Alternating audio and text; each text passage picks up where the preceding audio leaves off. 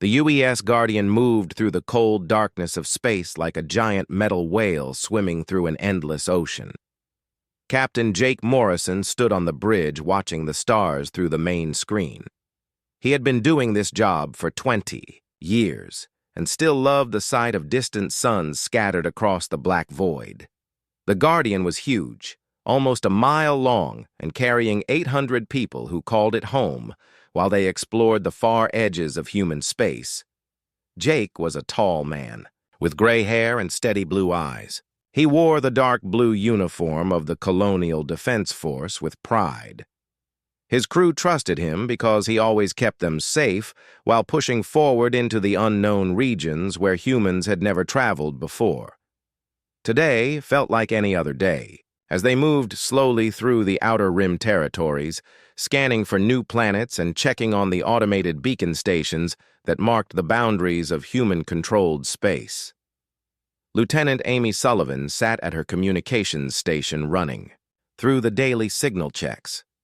She was young, maybe 25, with red hair tied back in a neat ponytail. Amy had joined the Guardian crew 2 years ago, fresh from the academy, and quickly proved herself as the best communications officer Jake had ever worked with. She could pull signals out of space static that other people would never even notice. Her fingers moved across the control panels while she listened to the endless whisper of cosmic background radiation through her headphones. That was when she heard it. The signal was weak and broken, coming in bursts that lasted only a few seconds, before fading away. Amy frowned and adjusted her equipment, trying to lock onto the transmission. It was not using any frequency that humans knew about. The pattern was strange, too, repeating every few minutes like someone desperately trying to reach anyone who might be listening. Amy called over Dr. Lisa Parker, the ship's expert on alien languages. Lisa was a small woman with dark hair and quick brown eyes who could speak 12 human languages and had spent her whole career studying how different species might try to communicate. She hurried over to Amy's station and put on a spare set of headphones. The two women worked together for 3 hours, running the signal through every analysis program the Guardian carried. Slowly, the broken pieces started to make sense. Lisa's face went pale as she realized what they were hearing. Jake noticed the change in mood on his bridge and walked over to see what had caught their attention. Amy looked up at him with worry in her eyes and said the signal was a message from someone asking for help. Not just anyone, though. It was coming from aliens, real live aliens who somehow knew enough human language to make part of their message understandable. Lisa played the cleaned-up version of the transmission for Jake. The voice was strange, making sounds that human throats could never produce, but mixed in with the alien words were phrases in broken English. "Help us, please," came through clearly along with "dying world" and "no time left." The message also contained what seemed to be the same plea, repeated in 16 other languages that Lisa did not recognize. Jake felt his heart start beating faster. This was it. First contact with an alien species. Every human had wondered when this day would come. The message continued, and Lisa translated as much as she could understand. The aliens called themselves the Kalani, and they were asking for help because their world was under attack by something called the hegemony. They said they had been fighting a war for 3 years but were losing badly. Their planet was called Sanctuary Prime, and according to the message, it would fall soon if no one came to help them. Commander Rick Bennett, Jake's tactical officer, ran a trace on where the signal was coming from. Rick was a stocky man with a thick black beard who had fought in the Martian Independence War 15 years earlier. He knew more about space combat than anyone else on the ship. The computer results made him whistle softly. The signal had traveled almost 40 light years to reach them. Even worse, it had taken 8 months to get here, which meant if any of these Kalani people were still alive, time was running out fast. Jake stared at the star charts showing the location of the signal. It was in the Andromeda sector, far beyond any human outpost.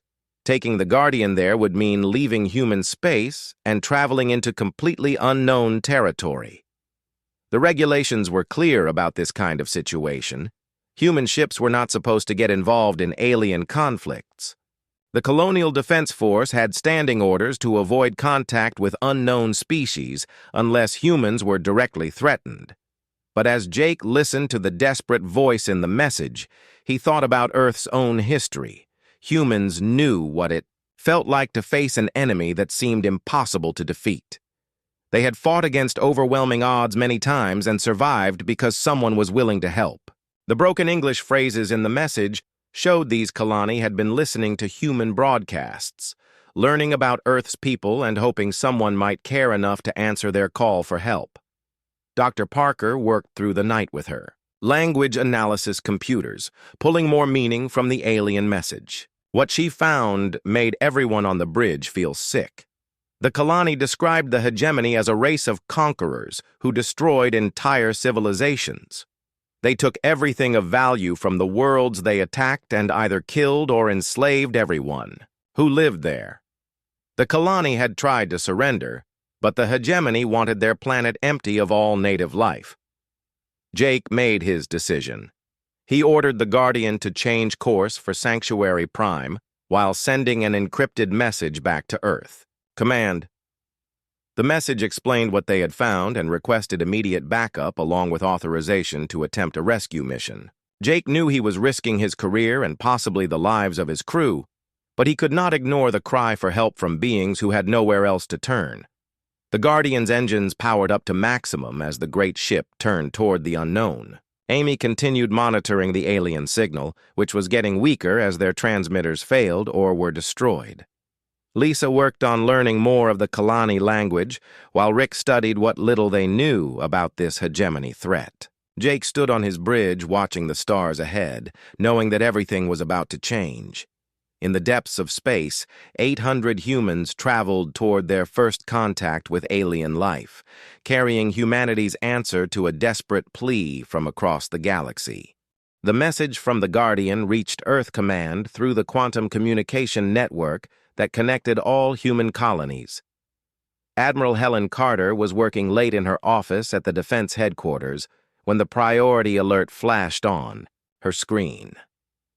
She was a woman in her 50s with short silver hair and sharp green eyes that had seen too many battles.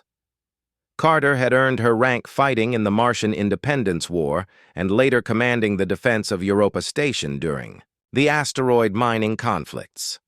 Carter read Jake Morrison's report 3 times before she believed what she was seeing. First contact with aliens was something everyone had talked about for decades, but few people really expected to happen in their lifetime.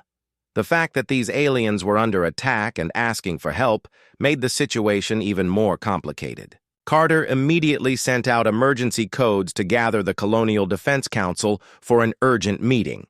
Within 6 hours, the most important people in human space were sitting around the conference table at Earth Command. President William Hayes led the meeting. He was a calm man with white hair who had guided humanity through 15 years of peaceful expansion among the stars. Next to him sat General Frank Cooper, the head of all human military forces, and Dr. Nathan Brooks, Earth's leading expert on alien life forms. The debate started immediately. Some council members wanted to ignore the alien message completely.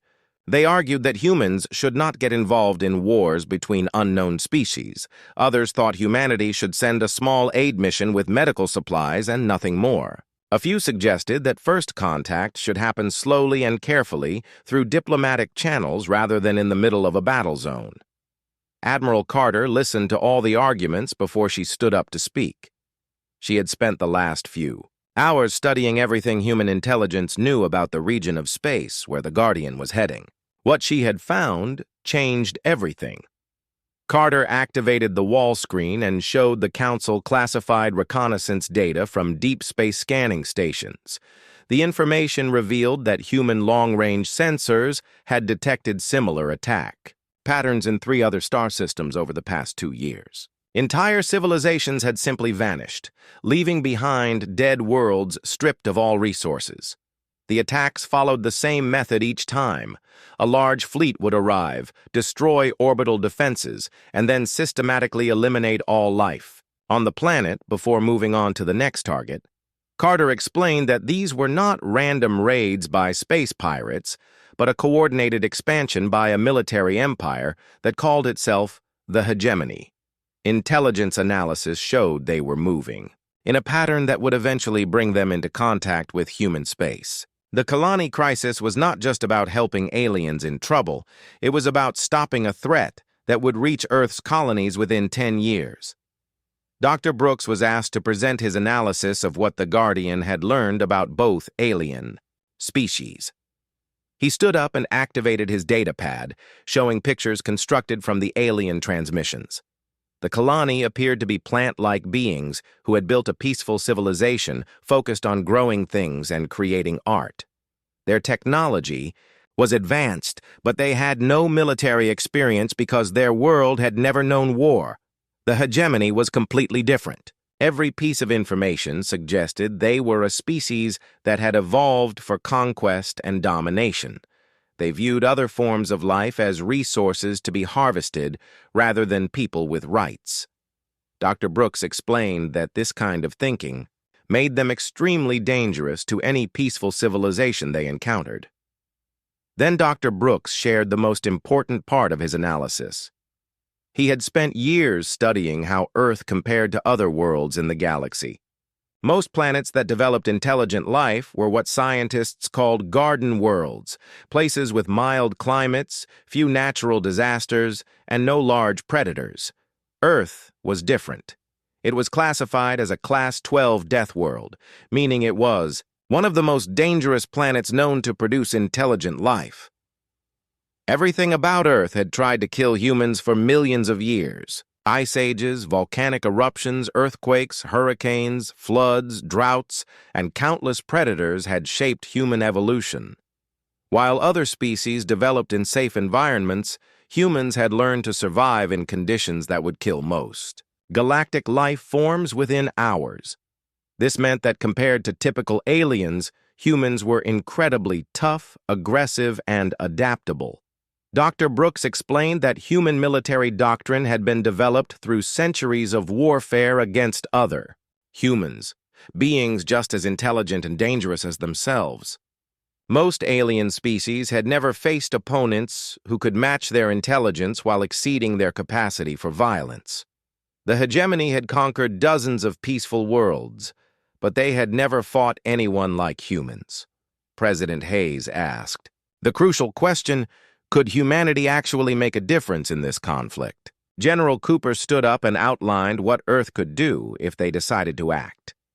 The Colonial Defense Force currently had 47 major warships, along with hundreds of smaller vessels.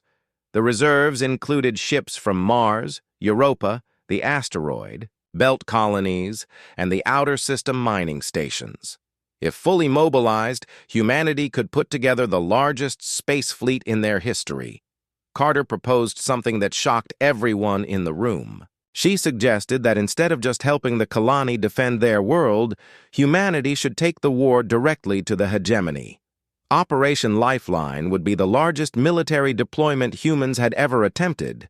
Every available ship would be sent to alien space with orders not just to rescue the colony, but to destroy the hegemony threat completely.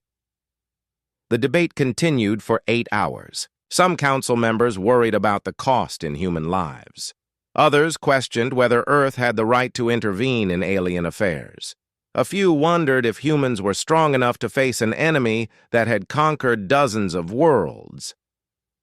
President Hayes listened to every argument before making his decision. The vote was close, but the council approved Operation Lifeline by a margin of 7-5. Within minutes, emergency mobilization orders went out to every human military base, from Earth to the edge of colonized space. Reserve units were activated, civilian ships were requisitioned for supply duties, and the entire human war machine began moving toward the same goal. Admiral Carter took command of the operation, while Jake Morrison and the Guardian were designated as advance reconnaissance. The full human armada would take weeks to assemble and reach Sanctuary Prime, but when it arrived, the galaxy would see something it had never witnessed before. An entire species of Deathworlders united in purpose and ready for war. The Guardian dropped out of faster-than-light travel at the edge of the Sanctuary Prime system, and Jake Morrison felt his heart sink at what he saw on the main screen. The Kalani homeworld was burning. Massive fires covered entire continents, while dark smoke filled the atmosphere. Around the planet, 18 alien warships moved in a slow circle, taking turns to bombard the surface with energy weapons that left glowing scars across the land. Amy Sullivan worked frantically at her communications station, trying to reach any surviving Kalani while also monitoring the enemy fleet. The hegemony ships were unlike anything humans had ever built. They looked like giant insects made of metal, with long, sharp sections covered in weapon ports. Each ship was about half the size of the Guardian, but there were so many of them that Jake knew his single vessel was badly outnumbered. Dr. Lisa Parker tried to establish contact with the planet's surface. Her signals were answered by weak transmissions. From underground bunkers where the last Kalani survivors were hiding, the voice that responded was different from the original distress call, older and more tired. Through the static and interference, Lisa managed to understand that this was Elder Zaraki, one of the few Kalani leaders still alive. The alien's words came slowly as Lisa translated them for the bridge crew. Zaraki explained that the hegemony had been attacking for months, destroying cities and killing millions of Kalani. The orbital defense stations were gone, most of the population was dead, and the few survivors were running out of food and air in their underground shelters. She said her people had given up hope that their distress call would ever be answered. When Lisa told Zarakai that humans had come to help, the alien's response was a mixture of joy and disbelief. The Kalani had been listening to human radio broadcasts for years, learning about Earth's people and their history. Zaraki said her people had always wondered if the brave humans they heard about in the transmissions would really come to help strangers from across the galaxy. Jake ordered his crew to yellow alert as he tried to figure out how one human ship could fight 18 enemy vessels. Commander Rick Bennett ran scans on the hegemony fleet, studying their weapons and movement patterns. What he found was both encouraging and troubling. The alien ships were powerful, but they moved in simple formations like they were used to fighting. Opponents who could not fight back effectively. The Guardian's arrival had not gone unnoticed. The largest hegemony ship broke away from the bombardment pattern and moved toward the human vessel. Amy picked up an incoming transmission on several different frequencies. The voice that came through the speakers was harsh and filled with anger. Dr. Parker worked quickly to translate the alien language, though many of the words were clearly threats and insults. The hegemony commander identified himself as War Commander Thakmor of the Vorthak species. His message was simple and brutal. The humans had 30 minutes to leave the system or they would be destroyed along with the worthless plant creatures they had come to help. Thakmor explained that the hegemony had conquered 47 worlds, and no species had ever successfully opposed them. He seemed to find the idea of one human ship challenging his entire fleet to be either incredibly stupid or insane. Jake looked around his bridge at the faces of his crew. These people had followed him across the galaxy to help aliens they had never met. Amy was young but determined, her hands steady on the communication controls. Lisa sat hunched over her translation equipment, still trying to maintain contact with the dying Kalani. Rick studied his tactical displays with the focused intensity of a man planning for battle. These were good people who deserved better than to die in a hopeless fight against overwhelming odds. But Jake also thought about the desperate voice in the original Kalani distress call and Elder Zaraki's quiet acceptance that her people were doomed. Somewhere below on that burning planet, plant-like beings who had never hurt anyone were waiting to die because they had been unlucky enough to attract the attention of conquerors. Jake had not traveled 40 light years just to watch genocide happen in front of him. He opened a channel to War Commander Thakmor and spoke in clear, simple English that Lisa translated into the hegemony language. Jake identified himself as Captain Morrison of the United Earth ship Guardian and formally demanded that all hegemony forces withdraw from Kalani space immediately. He gave them 10 minutes to begin retreating or face the consequences of attacking a world under human protection. Thakmor's response was exactly what Jake expected. The alien commander laughed, a sound like grinding metal that came through the speakers. He said that humans were obviously as weak and foolish as all the other species the hegemony had destroyed. To prove his point, Thakmor ordered 3 of his ships to attack the Guardian, while the rest continued bombarding the planet. Rick Bennett had been waiting for this moment. As soon as the enemy ships began moving toward them, he activated the Guardian's defensive systems. The human vessel was officially classified as a research ship, but it had been built to operate in the dangerous, unknown regions of space. Its shields and weapons were designed to handle anything from asteroid impacts to hostile alien encounters. The hegemony ships opened fire first, sending streams of energy weapons toward the Guardian. The human ship's shields absorbed the attack without even flickering. Rick's return fire was much more effective. The Guardian's plasma cannons had been developed from technology originally created for mining operations in gas giant atmospheres. The weapons that could cut through metallic hydrogen at crushing pressures had no trouble tearing holes in alien starship hulls. The first hegemony ship exploded in a ball of fire and debris. The second lost power and began drifting helplessly through space. The third tried to retreat, but Rick's targeting computers locked onto its engines and disabled it with precise shots. The entire engagement lasted less than 5 minutes. War Commander Thakmor's voice came over the communications system again, but this time it was filled with shock and fear instead of arrogance. He demanded to know what kind of weapons the humans were using and how many ships they had. Jake smiled grimly as he realized the hegemony commander was beginning to understand that he had made a serious mistake. The Guardian moved closer to Sanctuary Prime, while the remaining hegemony ships retreated to a safer distance. Jake knew this was just the beginning of a much larger battle, but for now the planet was safe and the Kalani had hope again. The arrival of Admiral Helen Carter's fleet at Sanctuary Prime was something the galaxy had never seen before. 47 human warships dropped out of faster-than-light travel in perfect formation, their hulls gleaming under the light of the alien sun. The massive dreadnought UES Vengeance led the formation, followed by heavy cruisers, destroyers, and support vessels that stretched across thousands of miles of space.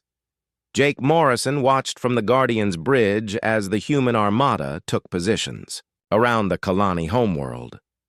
The remaining hegemony ships had retreated to the edge of the star system when they detected the approaching fleet, but they had not fled completely. War Commander Thakmor seemed unable to believe that a single species could mobilize such a large military force so quickly. Admiral Carter's voice came over the fleet communication channel, calm and professional. She congratulated Jake on his successful first contact with both alien species and his tactical victory against the advanced hegemony force. The Guardian had bought valuable time for the main fleet to arrive and establish a defensive perimeter around Sanctuary Prime. Now the real work could begin. Carter's flagship, the UES Vengeance, was twice the size of the Guardian and carried enough firepower to destroy a small moon. The Admiral established her command center aboard the massive vessel and began coordinating the largest humanitarian operation in human history. Medical ships moved toward the planet to help wounded Kalani, while engineering vessels started repairing the orbital defense stations that the hegemony had destroyed.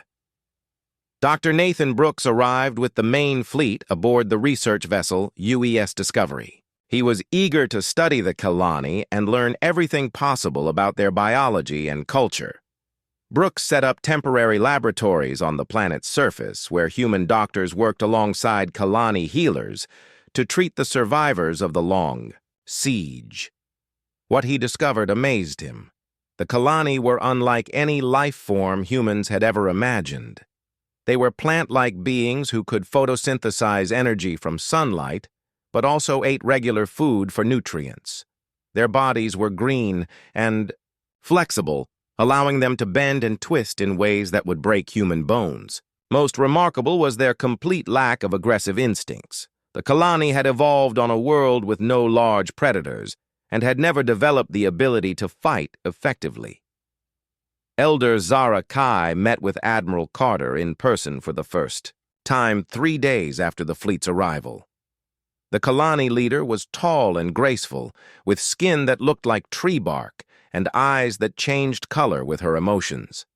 Through Dr. Lisa Parker's translation, Zara Kai expressed her people's gratitude for humanity's help while also sharing everything she knew about the hegemony threat. The information Zara Kai provided was disturbing. The hegemony controlled a region of space containing hundreds of star systems. They had been expanding for over 3 centuries, destroying any civilization they encountered and taking everything of value from conquered worlds. Dozens of intelligent species had been completely wiped out, with their homeworlds turned into mining operations or military bases.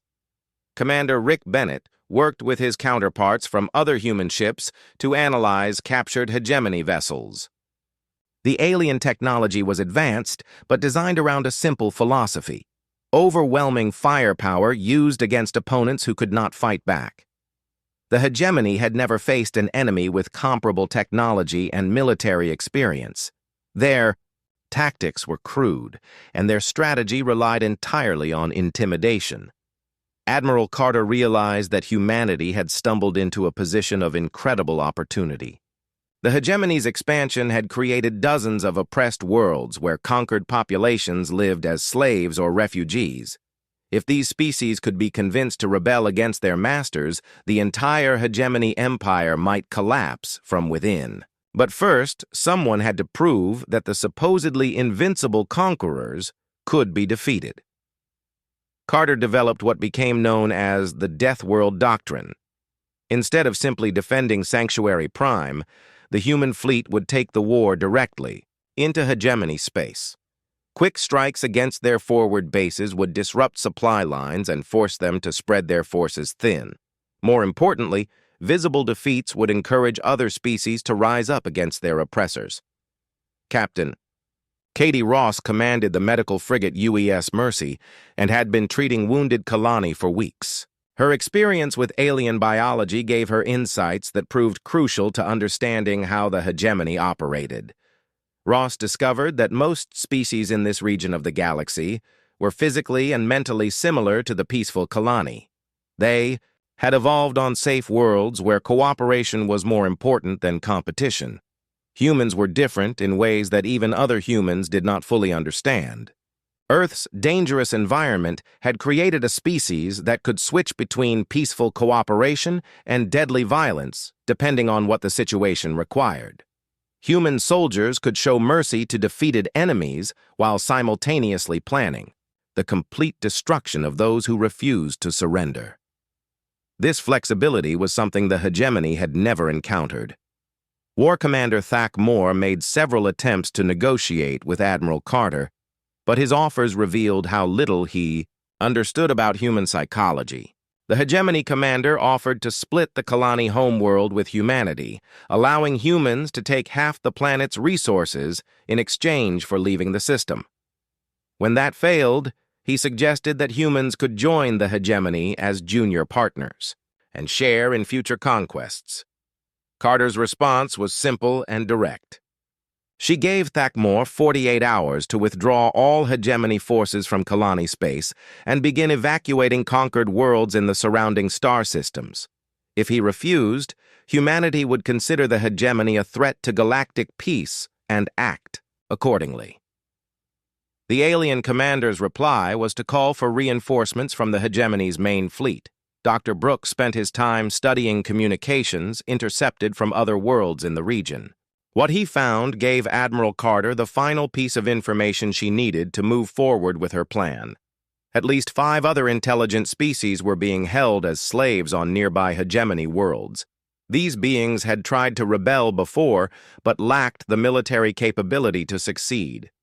With human support, they might be willing to try again. The Zephyrians were bird-like creatures whose homeworld had been conquered 50 years earlier. The Mordain were heavy-gravity beings whose strength made them valuable as workers but who retained their fighting spirit. The crystalline Nexari had been enslaved for their computational abilities, but had secretly maintained their own communication networks. Each species had something to offer a rebellion against hegemony rule. Admiral Carter made the decision that would change galactic history. Operation Lifeline expanded from a simple rescue mission into a full-scale liberation campaign. Human ships would carry weapons and supplies to rebel groups on conquered worlds, while the main fleet prepared for direct assault on hegemony strongholds. The goal was not just to save the colony, but to free every enslaved species in hegemony space. The message went out on hidden frequencies to resistance groups throughout the region. Help was coming, and this time they would not fight alone. The Battle of Dominion Prime began at dawn on a Tuesday that would be remembered across the galaxy for centuries to come. Admiral Helen Carter stood on the bridge of the UES Vengeance, watching as the largest space fleet in human history prepared to face the hegemony's most powerful armada. 62 human warships moved in perfect formation alongside 34 vessels from 5 liberated alien species who had joined the fight for freedom. Jake Morrison, now promoted to Commodore for his role in First Contact, commanded a diversionary force attacking the hegemony frontier world of Conquest Station. His task was to make the enemy believe the main assault was coming from a different direction, while Admiral Carter's fleet approached Dominion Prime through an asteroid field that would hide their movements until the last possible moment. So, Guardian led 8 human ships and 12 alien vessels in a fierce attack on the frontier base. Jake's crew had learned to work seamlessly with their new allies during the weeks of preparation. The bird-like Zephyrians provided advanced sensor data that let human gunners target enemy weak points with deadly accuracy. The heavy-gravity Mordain served as assault troops whose strength and endurance matched that of human marines. The crystalline Nexari used their computational abilities to coordinate complex battle plans in real time. War Commander Thak Moore had called for every available hegemony ship to defend their capital world. 89 enemy vessels waited in orbit around Dominion Prime, confident that their superior numbers would crush any attack. The hegemony had ruled this region of space for 3 centuries and had never lost a major battle. Their commanders could not imagine that a single species from an unknown world could threaten their entire empire. Admiral Carter's attack began with a coordinated strike by human stealth ships that had been hiding in the asteroid field for 2 days. These small vessels carried powerful plasma torpedoes that could penetrate hegemony shields and cause massive internal damage. 6 enemy ships exploded before the main hegemony fleet even realized they were under attack. The battle expanded rapidly as Carter's main force emerged from the asteroid field and engaged the enemy fleet at close range. Human tactics had been developed through centuries of warfare against opponents who were just as intelligent and dangerous as themselves. Every human captain knew how to exploit enemy weaknesses while protecting their own vulnerabilities. The hegemony commanders had only experience fighting peaceful species who surrendered quickly when faced with superior firepower.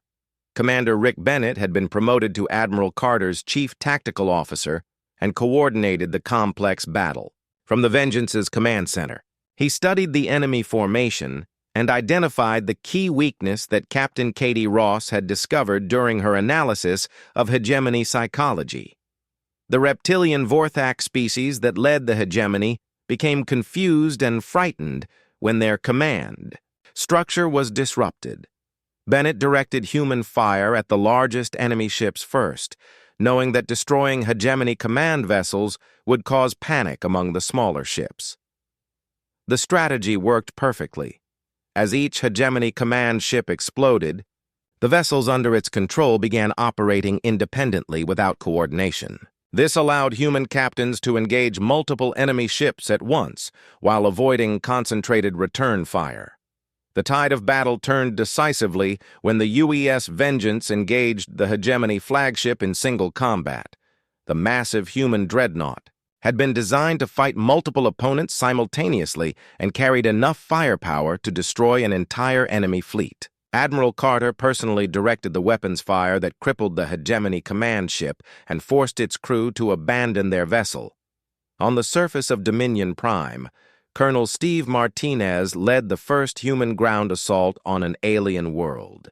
His Marines had trained for months to fight alongside their alien allies in the unique conditions they would face on the hegemony capital. The planet's higher gravity and toxic atmosphere would have killed most galactic species within hours, but humans from Earth found the environment only mildly uncomfortable. The ground battle became a symbol of everything the Liberation Campaign represented. Human Marines fought beside Kalani volunteers who had overcome their peaceful nature to strike back at their oppressors. Freed slaves from a dozen species joined the assault, carrying weapons and supplies provided by human forces. Former prisoners who had spent years in hegemony labor camps guided the attackers through the planet's defensive systems. The key moment came when Commander Paul Wright led an assault team into the hegemony's Central Command fortress. The massive space station that orbited Dominion Prime had been built to intimidate conquered populations with its size and firepower. But the station's defenses had been designed to repel attacks from space, not boarding actions by troops who could fight effectively in zero-gravity and hostile environments. Wright's team moved through the station's corridors using tactics developed during Earth's asteroid mining wars. They disabled critical systems while avoiding the station's automated defenses, eventually reaching the command center where the hegemony's supreme leader directed the entire war effort. The capture of Supreme Commander Vec Tal marked the end of 3 centuries of galactic oppression. The news of victory spread throughout hegemony space faster than anyone had expected. Slave populations on dozens of worlds rose up against their masters when they learned that the supposedly invincible conquerors had been defeated. Human ships carried weapons and supplies to rebel groups while providing tactical support for liberation campaigns on world after world. Elder Zaraki traveled to Earth for the signing of the Sanctuary Accords, the treaty that established the Galactic Liberation Alliance with humanity as its military leader and the Kalani as diplomatic coordinators. The plant-like alien stood beside President William Hayes as they created a new form of interstellar government based on cooperation and mutual protection rather than conquest and domination. The ceremony took place in the same room where human leaders had first decided to answer the Kalani distress call. Jake Morrison attended as humanity's first interstellar hero, the captain who had risked everything to help strangers calling out for help across the darkness of space. He watched as representatives from 27 liberated species signed the alliance treaty that would reshape galactic civilization. In the months that followed, human ships departed Earth for permanent stations throughout the former hegemony territory. They carried not just weapons and warriors, but teachers, doctors, engineers, and farmers ready to help rebuild worlds that had been devastated by centuries of exploitation. The Kalani's desperate SOS had unleashed more than just humanity's military might. It had awakened Earth's greatest strength, the willingness to fight not just for themselves but for anyone who needed help. Admiral Carter established the Galactic Defense Academy on a neutral world where officers from all Alliance species learned the principles of cooperative warfare. The Academy's motto, carved in stone above the main entrance, captured the spirit of everything humanity had accomplished since that first alien transmission reached the Guardian. No one fights alone. The galaxy had learned that somewhere among the stars, warriors born on a world of endless challenges waited to answer the call of those who could not fight for themselves.